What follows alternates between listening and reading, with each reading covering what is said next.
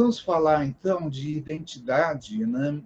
Mas a gente vai usar muito a palavra ego, e que de uma maneira um pouco equivocada, né? Porque vamos falar aqui de uma parte do ego, né? Uma parte que a gente chama de natureza adquirida. O ego é muito mais do que isso. Né? O que é a natureza adquirida? Quando a criança nasce, ela não tem nem noção do eu e do outro. Ela começa a ter essa noção. Espera aí, estão tentando entrar aqui. Ela começa a ter essa noção, né, um pouco mais tarde na vida. Então, ela passa a se identificar, vamos dizer assim, né, com os exemplos do pai, da mãe, não é? E também com as ideias que falam a respeito dela. O que eu quero dizer com isto? Estou tentando mudar as coisas aqui. Se você recebe informações desde pequeno, do tipo, olha, você é preguiçoso, você é muito bravo, você é isto, você é aquilo, né? Sejam qualidades positivas ou qualidades negativas, né? A criança simplesmente absorve isso. Ela absorve, se identifica, né? Vai criando esta identidade e ela passa a crer que ela é aquilo, bom ou ruim. A criança, eu diria o seguinte, a vida adulta tem suas raízes na infância. O que aconteceu lá atrás, nós trazemos na vida adulta também e de uma forma inconsciente. Né? Bom, se você tem a felicidade de nascer num lar em que as coisas corram bem, né, você, né, isso permite que a criança, né, seja espontânea, que ela seja quem ela é, porque ela percebe que ela vai ser aceita, ela tem essa segurança. Mesmo que a mãe ou o pai deem uma bronca, logo mais eles mudam, né, e ela vai percebendo que ela pode fazer isso.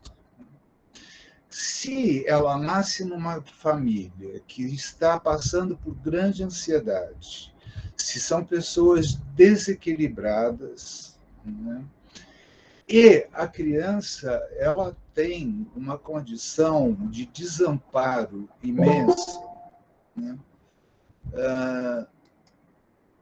ela tem uma condição de desamparo muito grande. Então, ela necessita dos pais, ela necessita do amor deles, né? Porque isto é a garantia de sobrevivência dela. É a mãe que fornece os cuidados, o leite, né? O carinho. Né? Então, quando você nasce numa família em que essa condição dela ela sente muito ameaçada, né, ela vai criando o que a gente chama de falso self. É uma pessoa que faz as coisas para agradar os outros, porque ela quer se garantir a própria sobrevivência. Né? Então, é aquela pessoa que ela vai se moldando à situação. Ela perde a sua originalidade, né? E ela perde também a consciência, a conexão com o que ela sente de verdade, do que ela está sentindo de verdade. Né? Se ela está raivosa, irritada, com ciúme, seja lá o que for, qualquer emoção assim não muito aceita, né, socialmente pelas pessoas, ela vai reprimir. Ela vai reprimir e tentar mostrar um aspecto positivo, porque dessa forma ela garante a manutenção do vínculo. Né? Ela acha que garante. Né? Em geral, essas pessoas têm uma noção de si, né, uma sensação de que elas são muito falsas. E também uma carência imensa. E agora você imagina, né, que você vai se desenvolvendo e tendo crenças a respeito de quem você é, e você vai levando essas crenças até a tua idade adulta. Assim, para ter uma noção do que é a identidade, né, a gente tem que chegar mais a fundo, mas se você parar e olhar, você vai perceber que você é uma pessoa no trabalho, você é uma outra pessoa em família, você é uma outra pessoa com os amigos, você é uma outra pessoa sozinha. Originalmente, a gente é uma pessoa apenas. Agora, todas essas facetas de identidade, né, você acaba acreditando que é. Né? Tem aquele ditado, né, tal pai, tal filho. A criança, vamos dizer, numa linguagem psicanalítica, ela engole o pai e engole a mãe. Então, há uma identificação muito grande aonde ela não pode aparecer.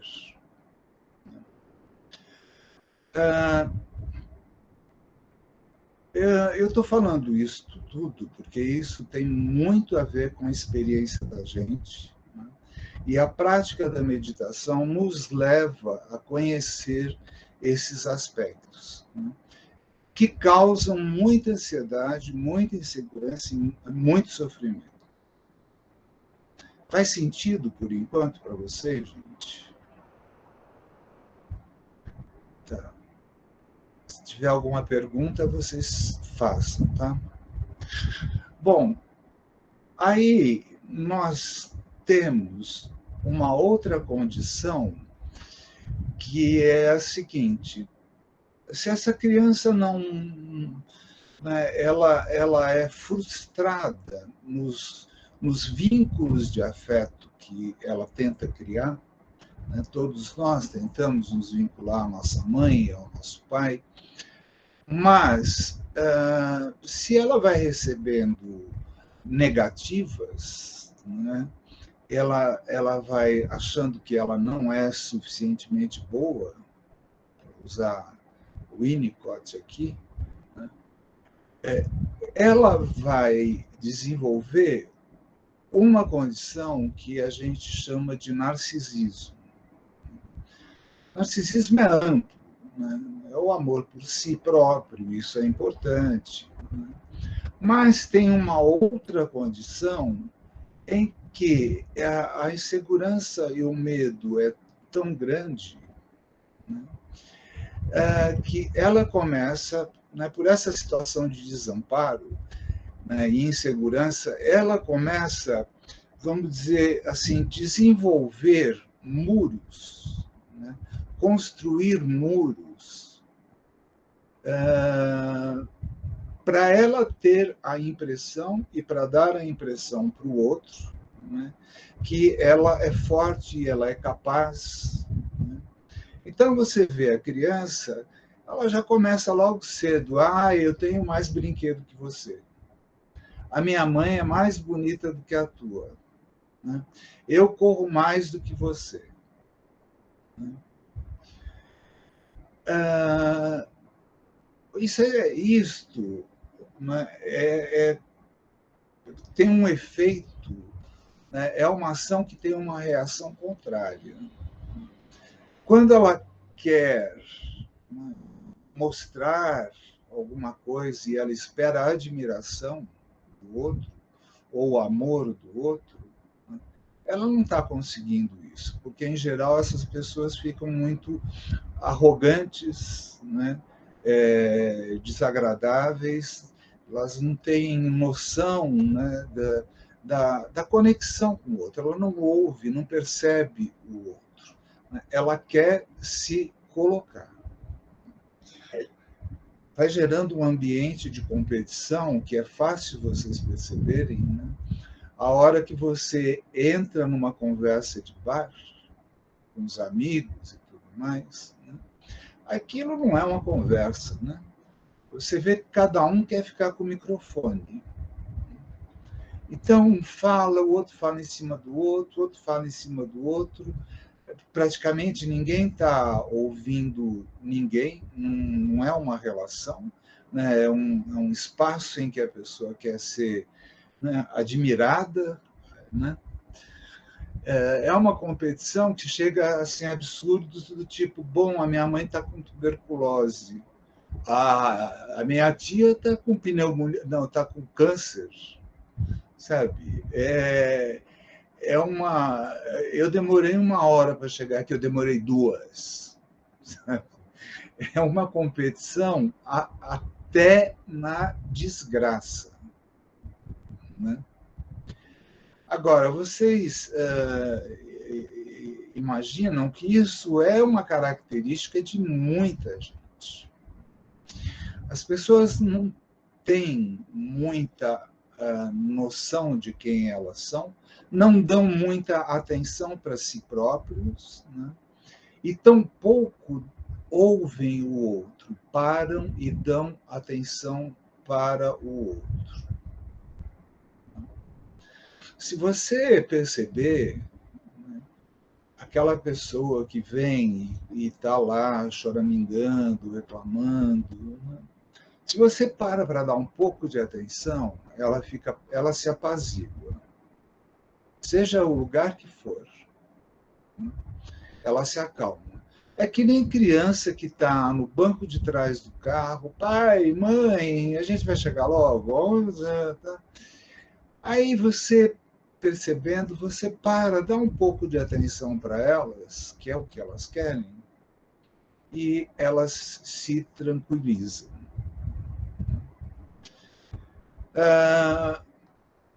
Está fazendo sentido para vocês, gente? Professor, eu vou fazer um comentário até que aconteceu há pouco, que eu recebi o livro do Sarnenberg, aquele jornalista, que ele fez uma publicação póstuma, um livro póstumo para a esposa, onde ela conta que aí, 2 anos atrás, sei lá, acho que se passa em 2017, eu não me recordo direito, até profissionais da saúde, quando percebiam que ela havia emagrecido e não sabiam que ela estava doente, e ela referia ter câncer, e recebia respostas do tipo: puxa, mas pelo menos você vai emagrecer. Ai, que bom, eu também queria emagrecer. Ou, puxa, até eu queria estar doente assim para emagrecer do jeito como você emagreceu. Então, assim, é tão triste e tem muito a ver com o que você falou agora há pouco, né? Sim. É um narcisismo doentio. Falta imensa de empatia, de percepção do outro. Falta de percepção do outro, é chocante, assim, uma narração do livro feita por uma atriz é chocante, e tem tudo a ver, né? A gente acha que não existem pessoas assim, né? É que desde cedo a gente começa a criar e reforçar uma noção de eu e meu, né? E isso se torna o senso de egocentrismo e autoimportância.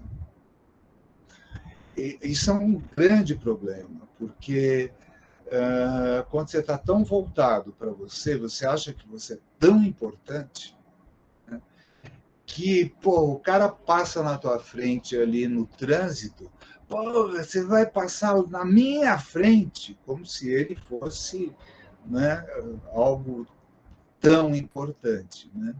Fila, alguém fura a fila, como que você fura a fila, né, passou na minha frente, né? O egoísmo, né?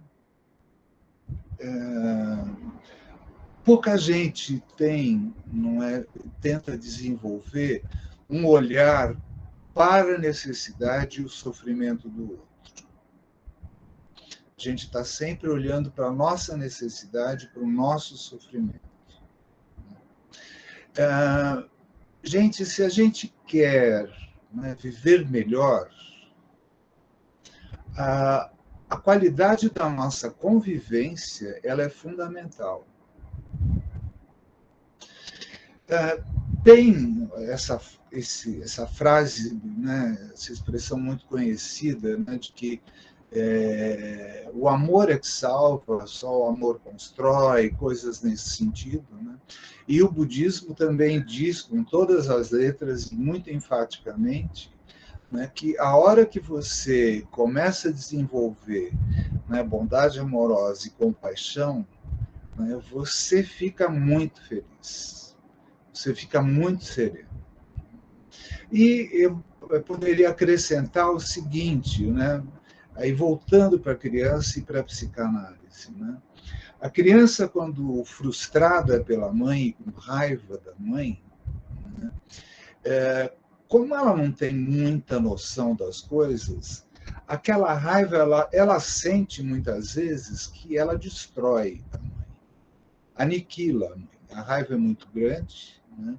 O modelo de mundo que a criança tem é sempre pela boca, então tudo, né, que chega a ela engole, aquilo some, ela tem a sensação de que destruiu a mãe. Agora, pô, você destruir aquela pessoa que, sabe, às vezes te frustra, mas é também quem te cuida, né? E essa marca, né, ela fica. Então, sabe, à medida que a gente vai crescendo, vai se desenvolvendo e a gente é agressivo, a gente não tem empatia, a gente está tão autocentrado. Não, isso é meu, não quero saber dos outros, né? Eu quero levar vantagem em tudo. Você vai criando inconscientemente, sabe, a impressão e verdadeira, né, de que você não vai manter laços de amizade com muita gente. Se você é uma pessoa generosa, todo mundo quer te preservar, todo mundo quer ficar do teu lado. É um exemplo do médico do interior, o único médico da cidade. Pô, todo mundo vai lá e dá galinha, dá couve, dá verdura, né? As pessoas querem que ele fique, né? Porque há uma troca muito grande. Claro, tem um interesse aí bastante grande, né? Mas esse é um exemplo que a pessoa generosa, bondosa, ela fica muito mais segura, muito mais tranquila, sabe? Né, só de evitar os conflitos e saber que ela sabe que ela é capaz de conduzir o conflito, né? Isso dá uma segurança muito grande para ela. E o conflito, gente, ele nasce nesta condição, não é, do nosso inconsciente, das fantasias que a gente tem. Se você é inseguro, se você é orgulhoso, né, a pessoa falou alguma coisa para você, né, você já sabe qual é a reação, né? A gente já antecipa, né? Vai se irritar, vai virar as costas, vai querer vingança. Eu estou falando vingança mesmo. Porque ela fica, não, eu vou ferrar com aquela pessoa.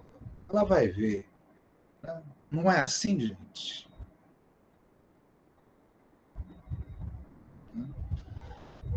pode parecer um pouco estranho, não é estranho, não. Vai num ambiente de trabalho para você ver, né?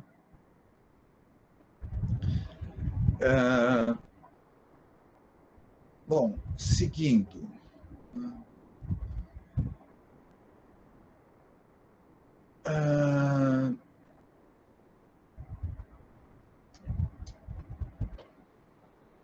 Outra coisa é que nós somos marcados por dois princípios, né, chamados o princípio de realidade e o princípio do prazer.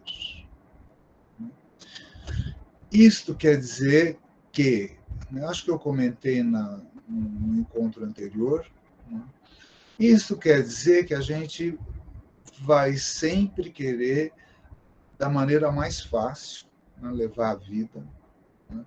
A gente vai sempre querer, não é, os elogios, os tapinhas nas costas, né? E a gente vai sempre querer ter uma autoimagem, né, a melhor possível, por mais mentirosa que ela seja. Nós criamos esta autoimagem, não é? Porque ninguém gosta de dizer eu realmente, sabe, tenho este defeito, tenho aquele defeito, ou, em outras palavras, né, ter uma noção de quem é como é o comportamento dela, né? Não vou dizer de quem ela é, porque, na verdade, nós não somos esses aspectos da identidade, porque ela prefere, não é? Ela prefere esse auto-engano, ela prefere as coisas fáceis, do que ter que enfrentar as suas próprias características, não é, que são desprazerosas, né? São aquelas as mais bonitas, mais agradáveis socialmente. Bom, por que eu estou falando tudo isso? Né? A prática da meditação, ela vai nos levar, né, a uma clareza da mente, uma tranquilização da mente, né, para que a gente possa perceber, né, quais são as fontes da nossa angústia, do nosso sofrimento, da nossa raiva. À medida que a gente vai tendo consciência, né, tendo consciência disso, a consciência aqui é fundamental. Né? Aí eu posso fazer um outro tipo de meditação, né, que esta primeira que a gente faz é não conceitual. Mas depois a gente pode fazer uma prática, né, que é uma prática discriminativa, como a gente chama. Aí você vai pensar, pô, tá bom, eu tenho raiva, né? Que lá, olho por olho, dente por dente, mas qual é o resultado disso? Você começa a avaliar, né, que você te dá hipertensão, né, te dá problemas gástricos, né, você se sente mal, né, você cria reações, né, no ambiente muito negativas. Então, este tipo de comportamento, ele, ao invés de te deixar sereno, tranquilo, ele vai te deixar sempre agitado. A pessoa chega em casa, briguei com não sei quem, briguei com não sei quem mais, quase saí no tapa no trânsito. Então,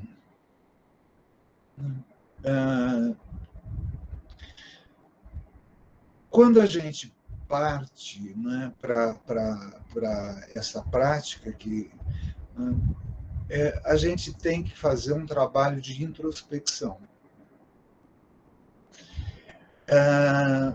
ele, em geral, é muito fácil no começo, porque você para né, perceber o teu corpo ou perceber a respiração, você começa a ver muitos pensamentos, né?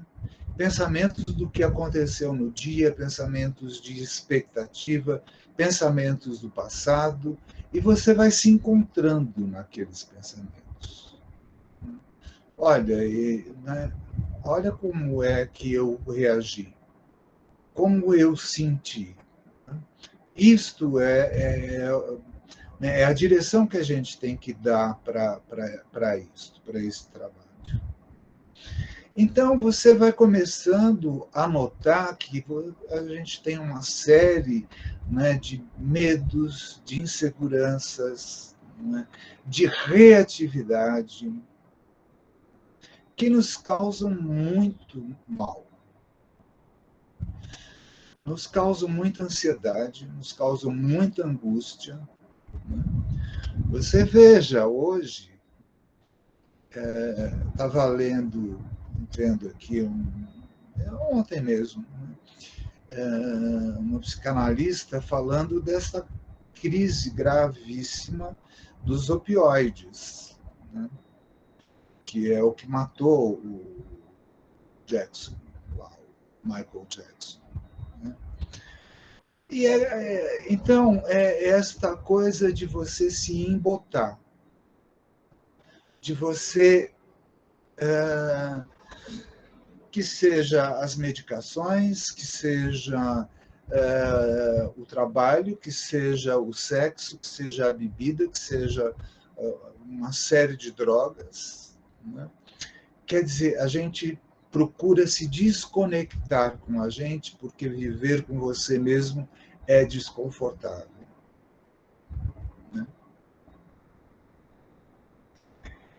Agora, é a melhor solução.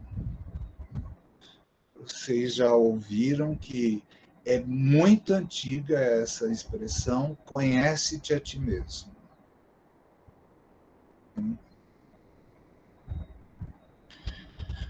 Bem, gente, alguma colocação? Eu gostaria de fazer, professor. Eu vejo muito isso todos os dias na minha prática como nutricionista. As pessoas não olham para dentro delas. É uma coisa impressionante. Então, assim, a primeira falha do sono, já procura um médico para tratar esse sono, para tomar um remédio para dormir melhor. Aí a crise de ansiedade não melhora, porque a pessoa acorda sonada no dia seguinte, não consegue acordar no mesmo horário, né? E aí ela fica rolando na cama e aquilo desencadeia uma série de situações ruins que atrapalham o dia. E aí ela procura o médico de novo porque aquela ansiedade não melhorou, aí o médico acha que ela está com excesso de peso, aí já passa um remédio para perder peso, sendo que a pessoa às vezes nem sabe o que ela está tomando, não tem consciência, o médico não falou, não explicou. E aí começa aquela cascata de coisas, né, que vão desencadeando uma série de conflitos, e a pessoa vai se sentindo pior, e aquilo não melhora, e ela fica se questionando que pode ser um monte de coisas, mas ela não olha para dentro dela, né? Enquanto a pessoa não for procurar a causa, né, ela vai ficar se dopando, ela vai encontrar, né, um alívio rápido, né, mas que precisa ser recorrente, para o mal que está dentro dela. Né? Cada dia mais eu vejo isso. Sim. Quem mais? Eu acho que, até para complementar mais um pouco o paralelo, nessa questão assim, integrativa, o que a Luciane estava falando, às vezes não é sempre o erro do outro profissional, é a própria pessoa que talvez nem presta atenção na explicação do outro profissional, quer seja médico, quer seja de qualquer área da saúde. Mas a gente fez uma oficina há pouco tempo atrás, e acabamos já repetindo, onde a gente coloca as pessoas de frente para o seu próprio corpo, como se fosse um desenho do seu próprio corpo, e a gente coloca as pessoas dentro de frente para o seu próprio corpo, cuja contorno, né, foi desenhado, e pede para ela decidir o que ela quer fazer, com vários elementos ali, papel, caneta, fotos coloridas e várias tintas e tal, o que ela gostaria. E aí, mais de 90% das pessoas que passam por essa atividade, por essa oficina, a última coisa que elas prestam atenção é no contorno do próprio corpo. Então, na realidade, o que lhes incomoda não é a obesidade, é a falta de outras coisas que estão levando a isso. Então, a pessoa que trabalha com logística, mas gostaria de trabalhar com maquiagem, com decoração, a pessoa que se separou e de repente não sabe de qual corpo que ela cuidava, porque na verdade ela cuidava do corpo dos outros, do corpo do marido, do corpo dos filhos. E a última coisa que se presta atenção é na silhueta, né? Então, ela presta atenção em tudo que está fora e às vezes muito fora da cabeça e do coração, circulando entre uma mão e outra, mas não presta atenção nela, né? E o que eu venho questionando muito, e nós lá na escola também, professor, é assim, se a gente acompanha, que seja 2000, a atuação da área da saúde, as coisas não mudam, né? Parece que a gente não progride, porque a pessoa não ajuda nessa progressão, né? Esse olhar externo ultrapassa qualquer olhar interno, né? E isso está ficando cada vez mais sério. Eu acho que a gente tem que procurar trocar essas opiniões. Tem uma colocação importante, né, que diz assim, olha, você quer mudar o mundo? Mude a você primeiro, sabe? Desenvolva, cresça, não é? Que aí as coisas vão adiante. E outra coisa é assim, tem uma prática, né, de meditação chamada sabedoria do espelho. E você estava falando do desenho, né? Tem uma orientação que é assim, né? Que no visto haja apenas o que é visto. O que é ouvido, haja apenas o que é ouvido. O que é sentido, haja apenas o que é sentido. Então, continua um pouco, mas é assim, quando você olha no espelho, o que é que você vê? Por certo, gente, a gente não vê a nossa imagem simplesmente, né? A gente vê todas as construções, não é, conceituais. Eu não queria ser assim, eu queria ser diferente, né? Ou essa ruga, ou esse cabelo, não é? Ou qualquer coisa que seja. A gente está sempre colocando, não é, características, qualidades na realidade. A gente não tem um contato, né, nu, cru, né, direto com a realidade. Isso parte já do espelho. Olha no espelho para você ver o que você para e fica pensando. O que me falta, como você está falando, né? Tem uma outra pergunta que é: você quer mesmo aquilo que você deseja? Porque as pessoas desejam, mas não trabalham por isso. Empurra com a barriga, eu vou fazer outra hora, ou é conflituoso, né? Só quer coisas e quer outras também, né? E, enfim, é uma bagunça que não deixa a pessoa se desenvolver, causa muito sofrimento e ansiedade.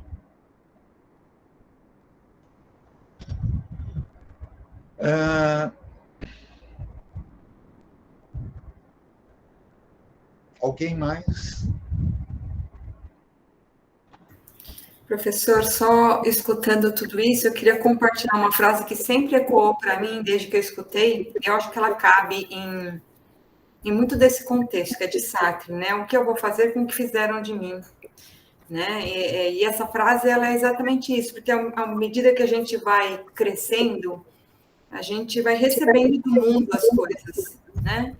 E aí, de repente, a gente se depara no momento que agora eu tenho que dar conta do que trouxeram para mim. Exato, do que disseram que eu sou, do que esperam de mim,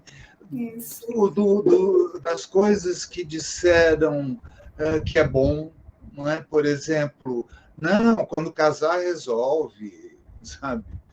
Não é? Como se isso fosse uma verdade. São modelos, não é? E a pessoa, às vezes, não tem nada a ver com aquele modelo e você precisa ir cumprindo, né? Porque você quer ficar adequada ali, quer ficar no meio. Tati?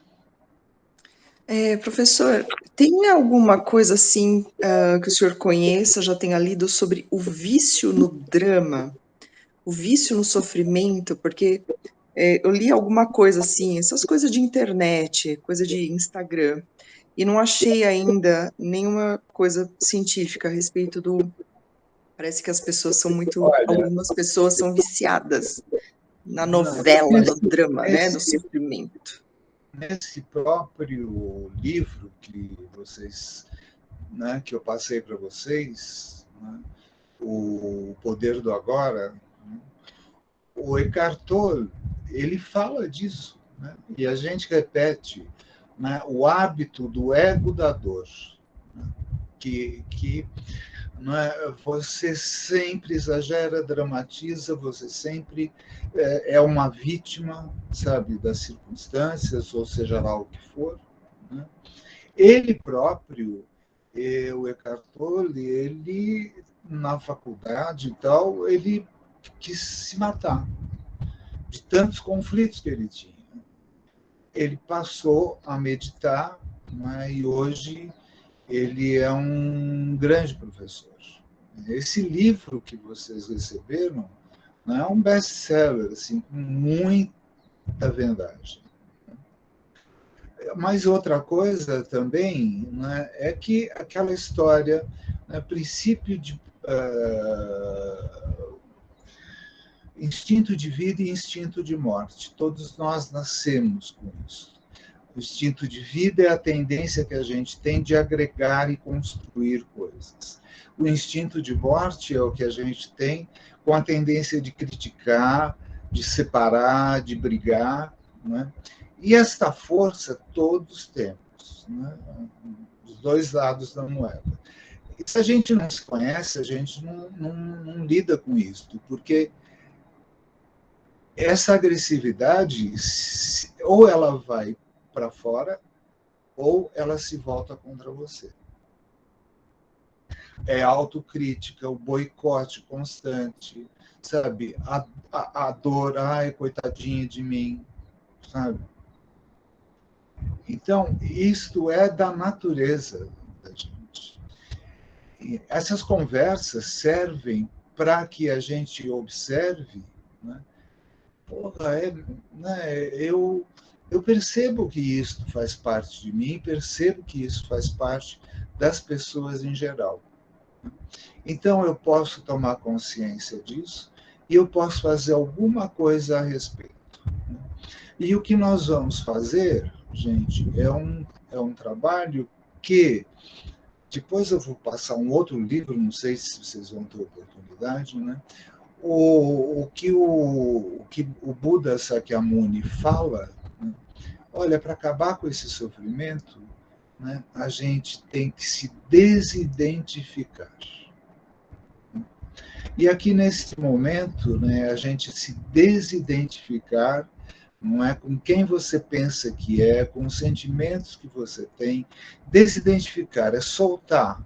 Eu não sou isso, sabe? Isso é uma construção que eu estou tão habituado a fazer, está tão perto de mim o tempo todo, que eu me confundo com isso. Então, a desidentificação é como a gordura de uma panela que você vai tirando. Aqueles hábitos, aqueles pensamentos e conceitos, eles vão saindo de você, não é? Com a intenção. Né? Nós temos a intenção, temos que ter claro por que eu estou fazendo esse trabalho.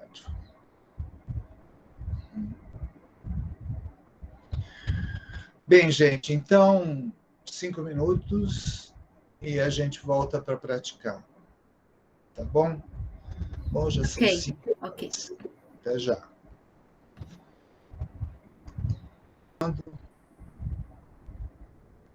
Por favor, liguem suas câmeras. Vocês estão me vendo ou não?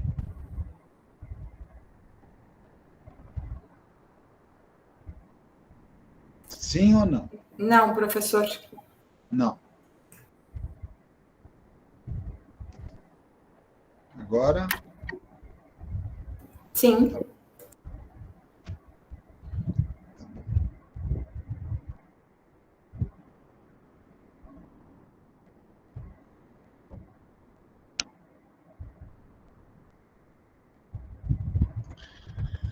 Bem,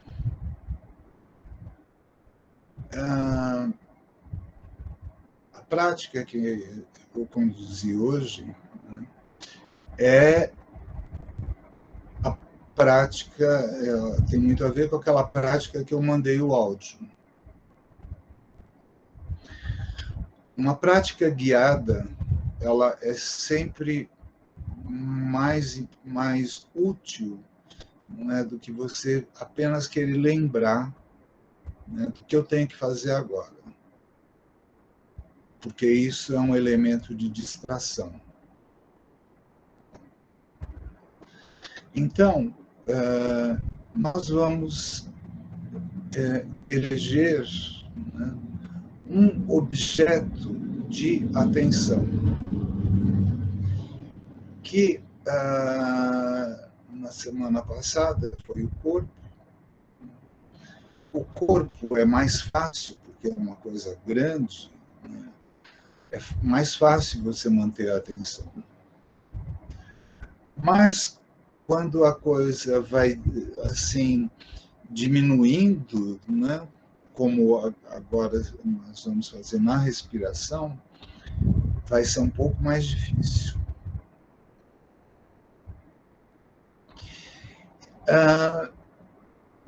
Então, é importante que a gente lembre-se sempre de estabelecer corpo, fala e mente, né, em seu estado natural.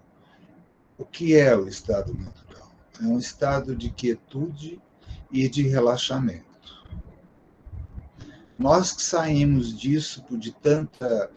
que a gente não sabe que isso é bom, né? A gente fica naquele falatório, naquela tagarelice mental, né? A gente está sempre procurando o que fazer, é o eu fazedor, né? Você vê o cara sentado meditando, porra, mas você está aí, não faz nada. Ele não sabe o que é você ficar quieto num lugar e focado em alguma coisa. É muito mais difícil do que você procurar distração ou fazer alguma coisa, né? Bem, então a gente procura sentar-se numa posição confortável, né? Vocês podem fazer deitados também, viu, Betânia? Dá para fazer na posição de Shavasana, né, ou a posição do cadáver. A gente deita, alinha a coluna com os pés, as mãos ao lado do corpo, né, e você vai buscar o relaxamento com muito cuidado para não entrar no adormecimento, né, no torpor, que é uma tendência muito grande da gente sair para o torpor. Então, soltem os braços ao lado do corpo. para sentir o relaxamento, a postura. Relaxem os ombros.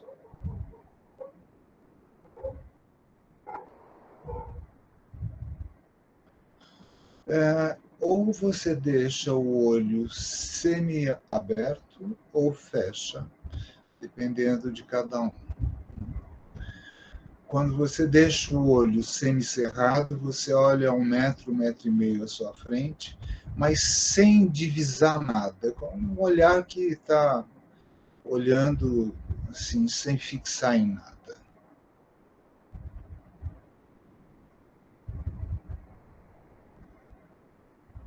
Vai observando o corpo.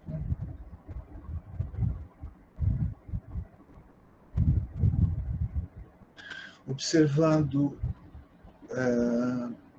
pedaços do corpo, né, de tensão,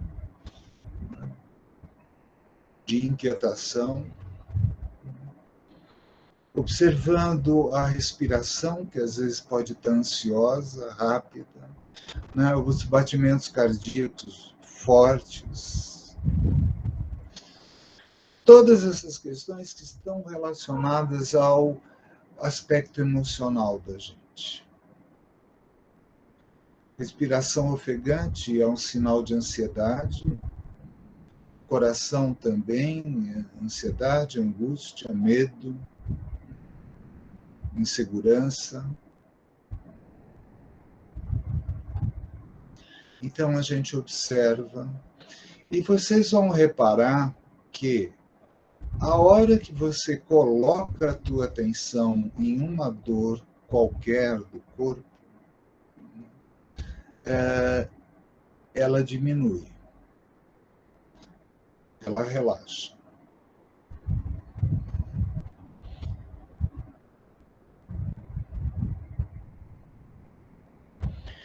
Agora vocês passem a observar, né, o fluxo da respiração. O ar entrando e saindo. Você pode observar o ar frio, né, na extremidade das narinas que entra e ele quente quando sai.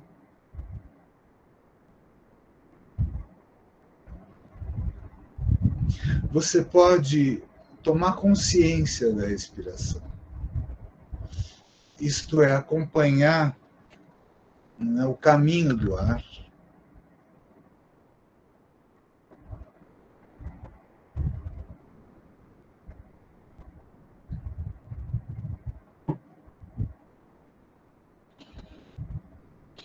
E vocês vão relaxando, relaxando.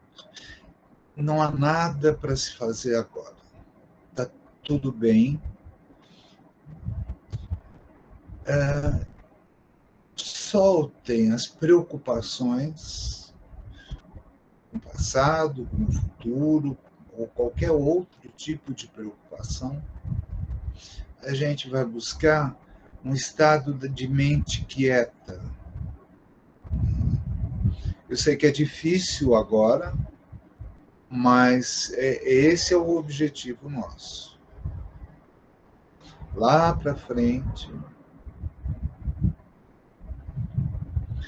Porque agora vocês vão observar com clareza, né, o turbilhão de movimento de agitação mental que surge na nossa mente.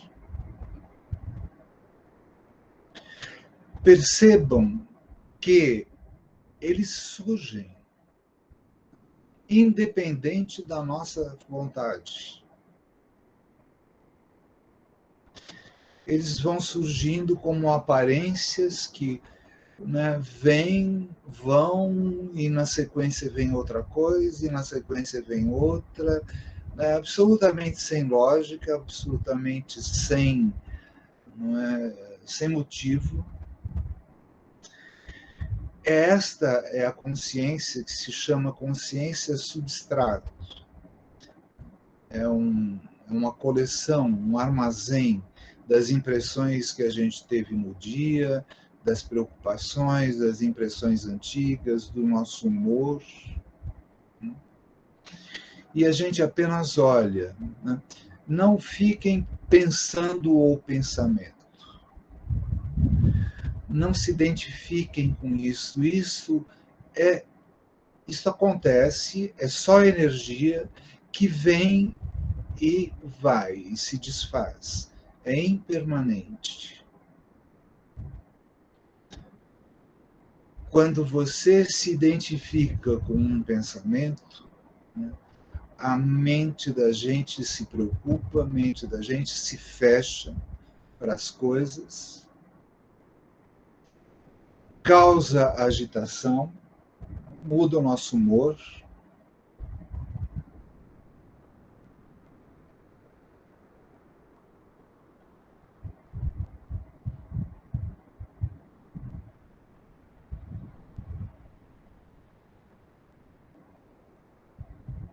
Relaxem.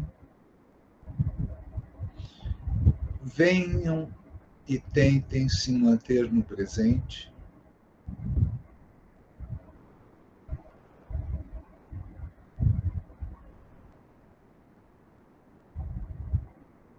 Tentem perceber a qualidade que é estar no presente.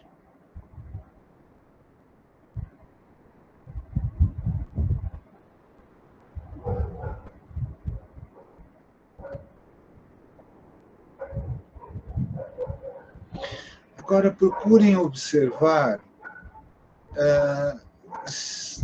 se nesse fluxo de pensamentos, né, se você encontra um espaçozinho entre um e outro. Um momento em que você não está pensando.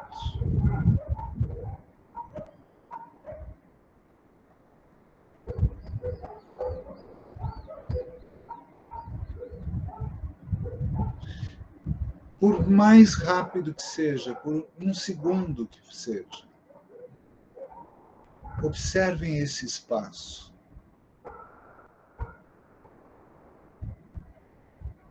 Se é que ele vai surgir agora.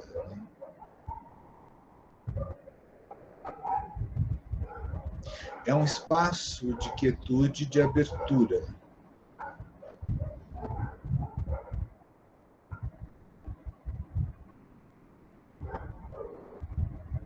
É um espaço em que você não está envolvido, não é, com os pensamentos, com a agitação mental.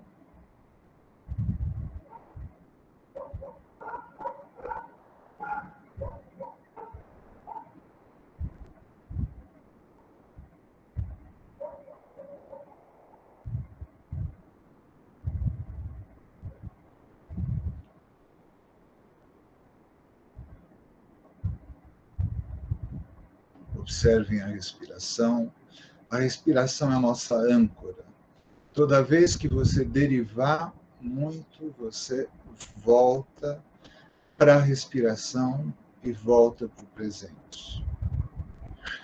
A gente mantém uma certa tensão nesta prática, que é uma tensão para manter a nossa vivacidade, a nossa consciência, a gente não cair no adormecimento, na preguiça, e nem uma tensão para nos deixar desconfortáveis.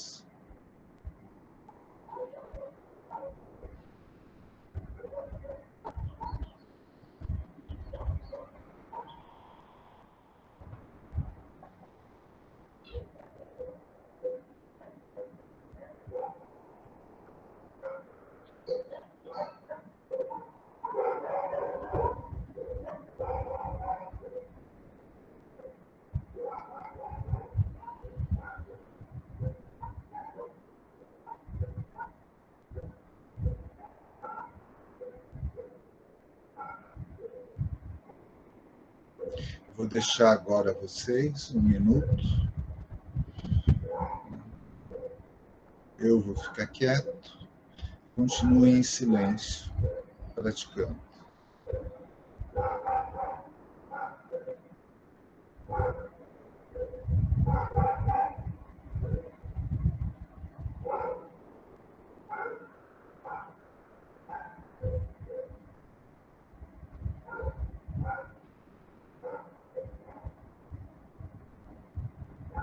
Se vocês se perguntarem quem sou eu, vocês vão encontrar muita resposta neste movimento mental, né, que vai surgindo, brotando, né, como bolhas, né, numa taça de champanhe. Ela vem, sobe, explode, vem outra, sobe, explode.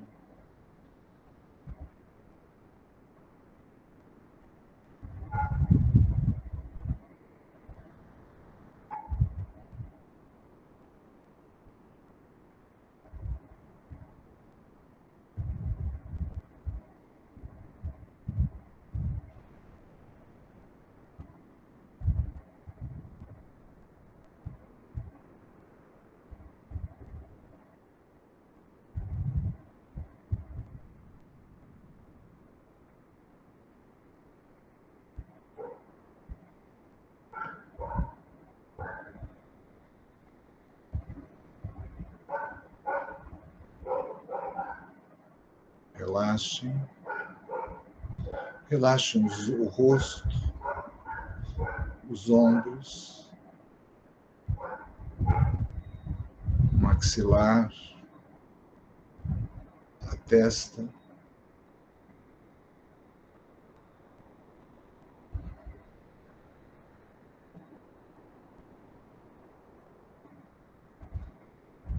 Agora vocês simplesmente estão imóveis, observando, sem reagir a nada.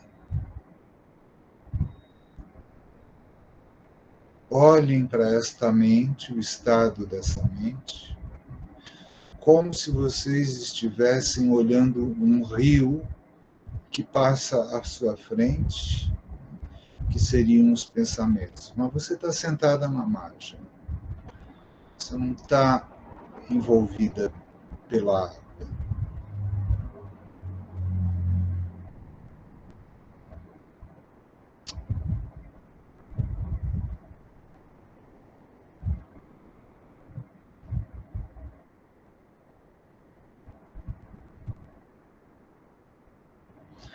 Percebam um certo estado, né, de paz, uma certa quietude, que é uma condição que a gente deveria viver, poderia viver o tempo todo do nosso dia a dia. Nós conseguimos isso com treinamento.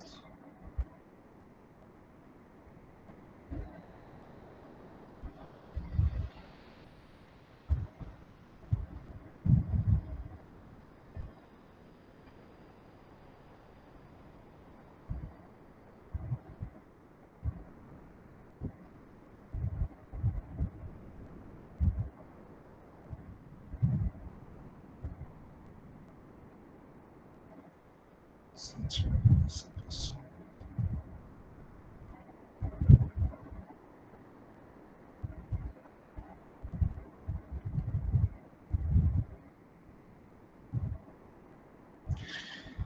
Agora a gente vai voltando lentamente, não há pressa.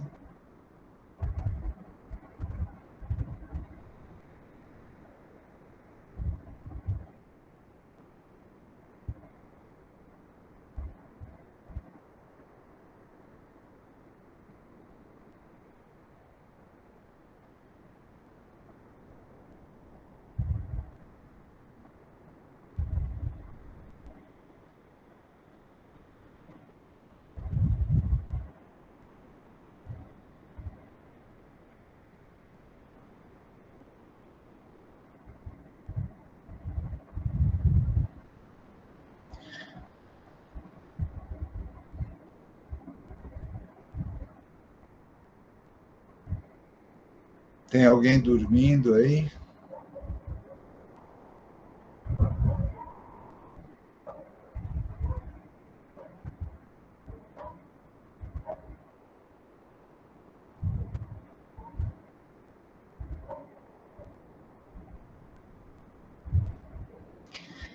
Muito bem, gente.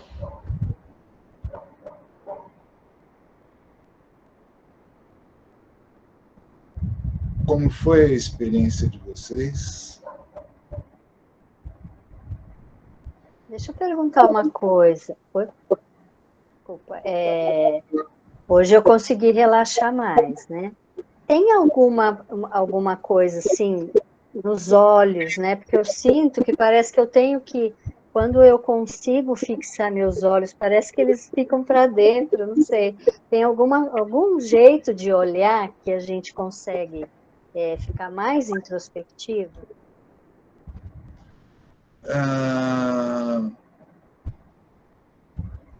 Olha, a introspecção, o olho aberto, né, torna mais difícil a introspecção. Sim, mas mesmo quando está fechado, né? Um jeito assim de você posicionar os olhos, parece que eu sinto uma diferença, né? Dependendo do jeito que os olhos ficam. Não tem uma regra, né? É. Você encontra o jeito que você se adapta melhor. É que o olho fechado também ele leva a gente mais facilmente aos nossos delírios, né? Às nossas ilusões. É mais fácil você se envolver com esse estado meio onírico. Uhum.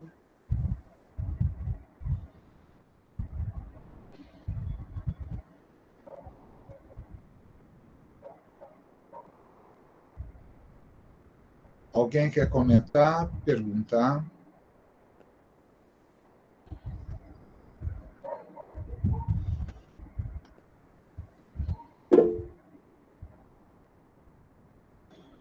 Pode falar, Alessandra. Eu consegui relaxar sim, mas eu acabei ficando um pouco emotiva. Alessandra, fala mais longe do microfone, porque está... Desculpa, assim, deixa eu colocar o fone, fica melhor. Estou tirando o fone.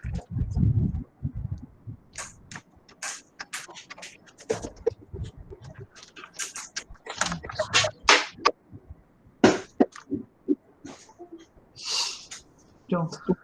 Não, o que eu quis dizer é que, apesar de eu ter conseguido relaxar sim, né, tinha um certo barulho no ambiente, mas em um momento eu acabei ficando um pouco emotiva, assim, no final da meditação.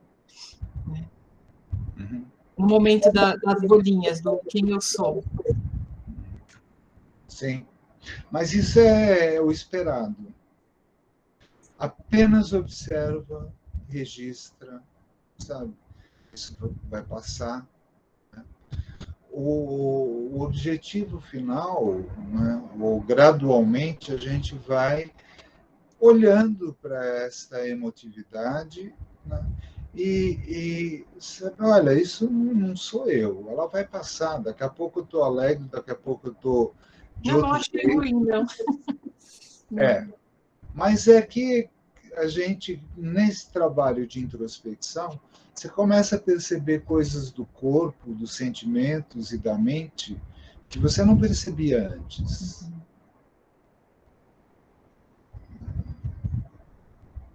Mas esse é um dos objetivos. Conhecer a mente, conhecer a gente internamente. Mente, corpo, as emoções, os pensamentos. Alguém mais?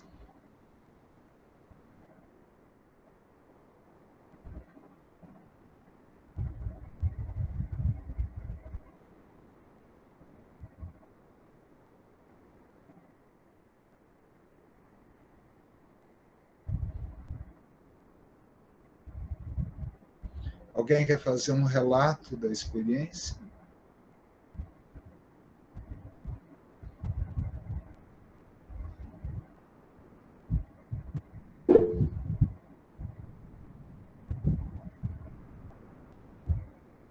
Pode falar, Milene.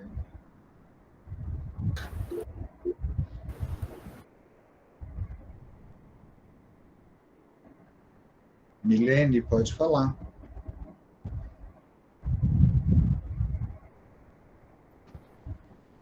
Vocês estão me ouvindo?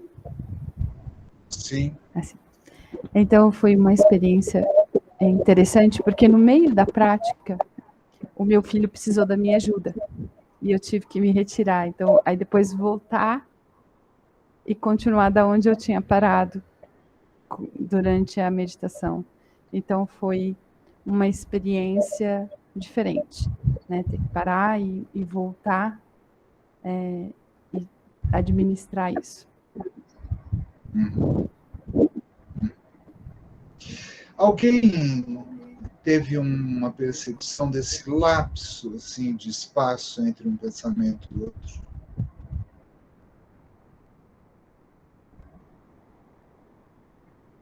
Eu não sei se é essa a sensação, mas como se fosse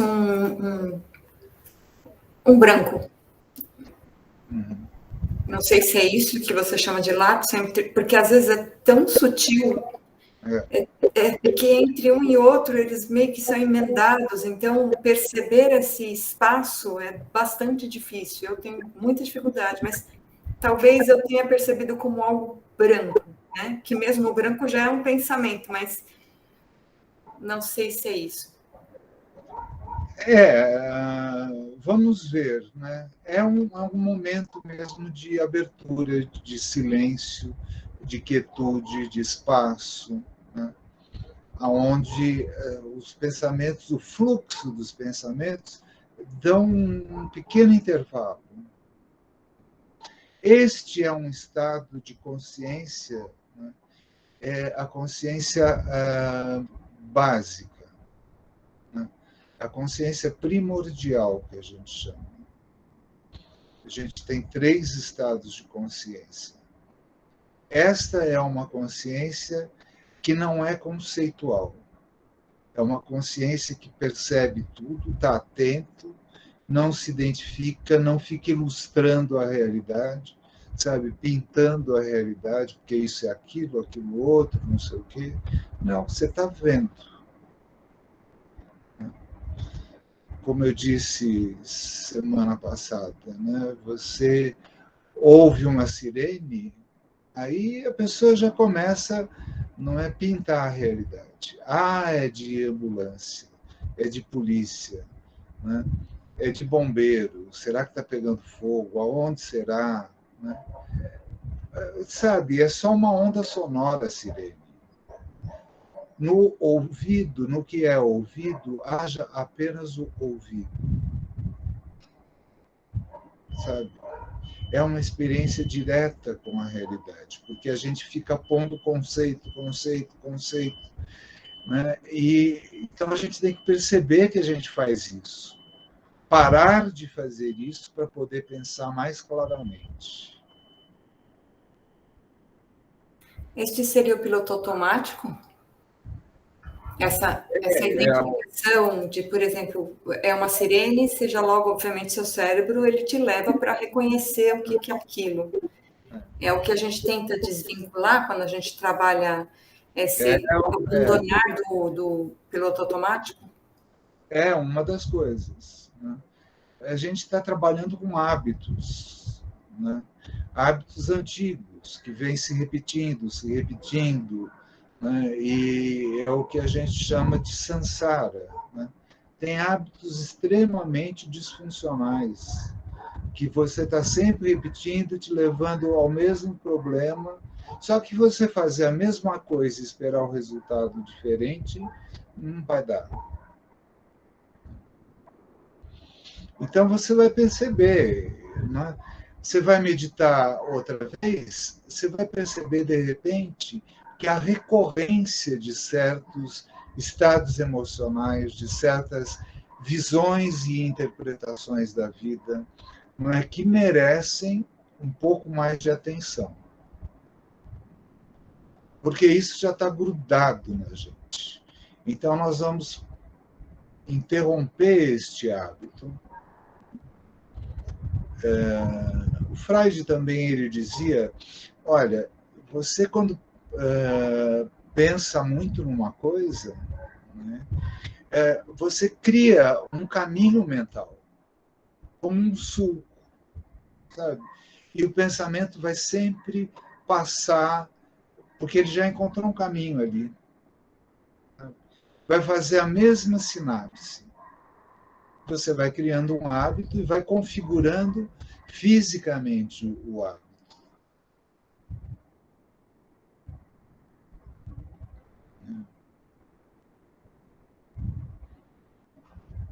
É um condicionamento.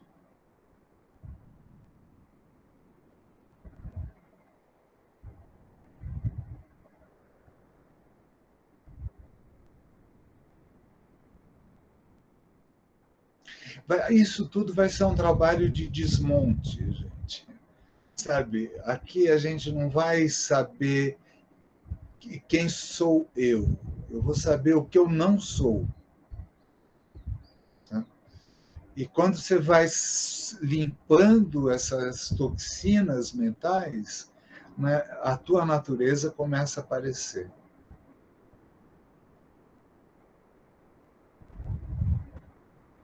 É claro isso, gente?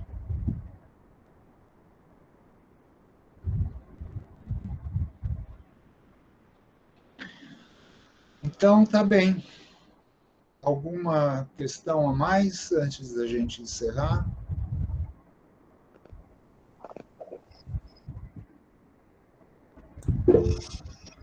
Professor, só se puder disponibilizar a primeira aula que eu perdi, não sei se chegou a gravar. Não, a primeira aula, por descuido meu, eu não gravei. Ah, tudo bem. Tá bom? Então, gente, esse segundo livro que eu mandei, ele é um livro de técnicas, sabe, muito amplo. Esse cara, o Alan Wallace, ele é um cara muito importante, um grande estudioso das técnicas de meditação do budismo. Não sei se eu falei dele. Ele, aos 20 anos, saiu de casa, foi para Dharamsala, onde mora o Dalai Lama, né, sem um tostão, não sabia nada de tibetano, e ele queria aprender. E aí ele se tornou um grande praticante, né? Ele fazia as tradições simultâneas de muitas palestras do Dalai Lama, né? Ele se aperfeiçoou em várias linhagens do budismo, né? E eu diria que é um dos maiores professores hoje em dia. Ele é americano, mas não importa. O conhecimento dele é imenso. Alguém mais queria falar? Oi, professor. É a Tatiane. O senhor tinha falado sobre também a possibilidade, né, de disponibilizar algumas pesquisas, que eu quero escrever um pré-projeto, que eu estou em busca de um programa de doutorado nessa área, inclusive, se o senhor puder indicar alguma coisa, é algo que eu tenho como meta para o próximo ano, e queria já dar começar, né? Que assim. Mas você vai fazer algum elo entre meditação e alguma. Sim, eu queria trabalhar, sim, com práticas integrativas, né? Por exemplo, meditação na escola, porque eu sou professora de ciências em escola de nível fundamental 2 e médio. Eu tenho visto que as crianças, os jovens, né, estão passando por situações que os próprios pais, as famílias não estão dando conta, porque os pais também estão passando por uma situação que eles não conseguem solucionar, está tudo muito cíclico, muito difícil. Você conhece o PubMed? Oi? Você conhece o PubMed? Sim, conheço. Tá. Então, Tati, eu acho que o melhor caminho é entra lá, sabe? Ou o acadêmico também tem muita coisa. Eu também uso. E você, ali no PubMed, você pode escolher, sabe, se você quer uma revisão de trabalho, se você quer uma meta-análise, se você quer um estudo de casos, né? Tá. Você cruza os seus interesses, porque lá, não é, você põe educação infantil, meditação e educação infantil, não é? E lá aquilo vai te levar a uma série de outros trabalhos, sabe? É infindável aquilo. Obrigada. E você, para entrar no PubMed, tem que ser um trabalho de excelência. Uhum. Lá só selecionados, né? Só Obrigada. A tua formação é pedagogia ou biologia? Ciências biológicas. E daí eu tenho mestrado em educação científica e estou, né, agora muito interessada em juntar tudo isso num doutorado, né? Estou atrás de programas de doutorado que estejam nessa linha. Você é de São Paulo?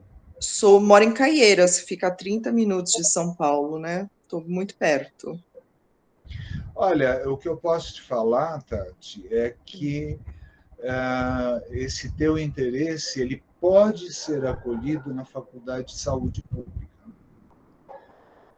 porque a saúde pública é muito aberta, ela abrange, né, tudo, engenharia sanitária, direito, não é, psicologia, epidêmio, biologia, não é? Então, você tem muita chance de encontrar um orientador que se interesse, né? É uma das possibilidades, né? Bom saber, professor. Obrigada.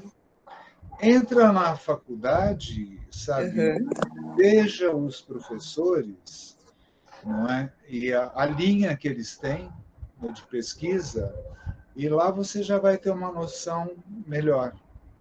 Obrigada. Vou fazer essa pesquisa. Tá bom. Alguém falou aqui, Tati, eu estou... Deixa eu ver aqui. Falaram com você aí, Tati. Alan, estou aqui na saúde pública, meditando, pesquisando meditação. Bom, dá uma lida aí, conversa com eles. Viu, Tati? Obrigada, pessoal. Quero sim, estou super afim mesmo. Depois eu entro em contato com vocês, com a Alessandra e com o Alan. Obrigada. Tá bom. Então, espero que façam a prática usando aquela gravação que eu mandei, vai tornar mais fácil, né? E se puderem fazer de manhã e ao fim do dia, 2 vezes, é bem melhor. Tá? Vai ficar mais fácil, gente. É só ter paciência. Vamos me esforçar. Tá. Então, tchau. Obrigada. Bom final de semana para vocês. Bom final de semana. Tchau. Obrigada, pessoal. Depois eu entro em contato com vocês.